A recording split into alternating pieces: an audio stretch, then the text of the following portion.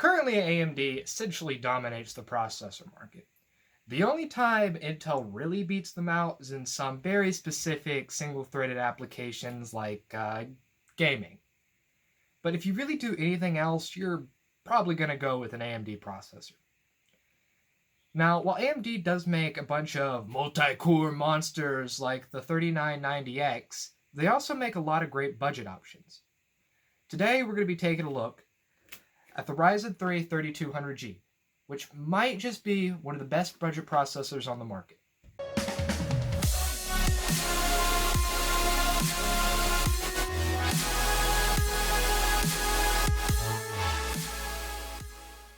Before we get into the meat of things, let's take a look at the 3200G's specs on paper. So it has 4 cores, 4 threads, so no hyper-threading, a base clock of 3.6 GHz, it can turbo up to 4 GHz on a single core. It also has Vega 8 integrated graphics, so that's 8 graphics compute units, and you should expect 30 to 50 FPS at 1080p low to medium settings. So it's not great, but the processor's only $100, and if you're not planning to do much gaming, and even if you are planning to do a gaming, this looks like a great option. It also comes included with the Wraith Stealth cooler, so there's no need to buy a separate cooler if you're planning at running this thing at stock speeds. But back to the Vega 8 integrated graphics. Unlike a dedicated graphics card, the integrated graphics relies heavily on your system memory because it has no memory on the actual CPU. So it's highly recommended that you get some higher spec memory.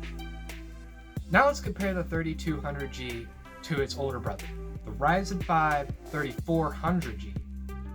Now this guy has 4 cores, 8 threads, so it does have hyper-threading, has a higher base clock of 3.7 GHz, and a boost of 4.2. It also has the higher spec Vega 11 graphics, so that's 11 graphics compute units over the 8 in the 3200G. So you should expect somewhere from 40 to 65 FPS at 1080p low to mid setting. It also comes included with the Wraith Spire cooler, so this is a bigger, badder cooler compared to the Wraith Stealth. Honestly, the Ryzen 5 3400G beats out its younger brother in almost every category. The only downside is that it's $50 more. If you could spare $50, I'd highly recommend going with the 3400G over the 3200G. Because again, 3200G has no hyper-threading, so this will greatly hinder its multi-threaded performance.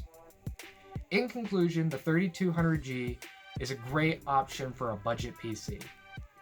If you're not planning to do a lot of heavy computing and not so much gaming, this is a great option. Even if you are planning to do a little bit of gaming, the integrated Vega 8 graphics can handle it. With only a price tag of $100, this is a great option for a budget CPU.